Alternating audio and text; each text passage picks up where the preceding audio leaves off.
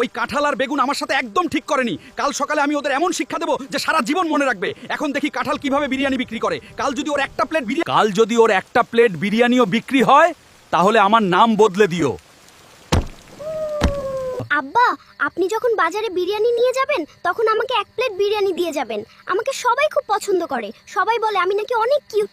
ঠিক আছে আমার বাচ্চা, তুমি তো আসলেই অনেক কিউট, তাই সবাই তোমাকে এত পছন্দ করে।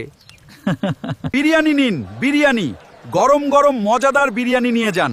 একবার খেলে বারবার খেতে মন চাইবে। এইদিকে আসুন, মাত্র 50 টাকায় ফুল প্লেট বিরিয়ানি। কাঁঠাল 100 টাকায় বিক্রি করে, কিন্তু আমি দিচ্ছি মাত্র 50 টাকায়। আসুন সবাই বিরিয়ানি নিয়ে যান, এমন সুযোগ আর পাবেন না। মিষ্টি কুমড়া, তুমি এটা কি করছো? বিরিয়ানির দাম এত কমিয়ে দিচ্ছ কেন? তোমার কি একটুও লজ্জা লাগছে না? সামান্য কিছু টাকার জন্য তুমি এত নিচে নেমে গেলে। কাঁঠাল, চুপ করো, এটা আমার বিরিয়ানি, আমি যে দামে ইচ্ছা বিক্রি করব, তাতে তোমার কি? যদি এতই সমস্যা হয় তাহলে তুমি 25 টাকায় বিরিয়ানি বিক্রি করো।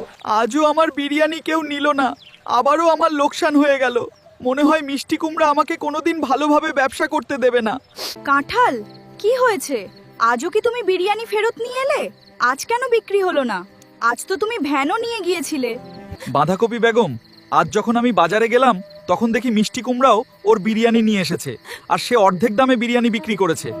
তাই আমার বিরিয়ানি কেউ নেয়নি, সবাই ওর কাছ থেকেই বিরিয়ানি কিনেছে, কেউ আমার ভ্যানের কাছেও আসেনি।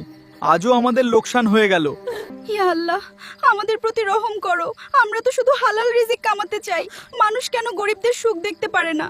কেন গরিবদের সব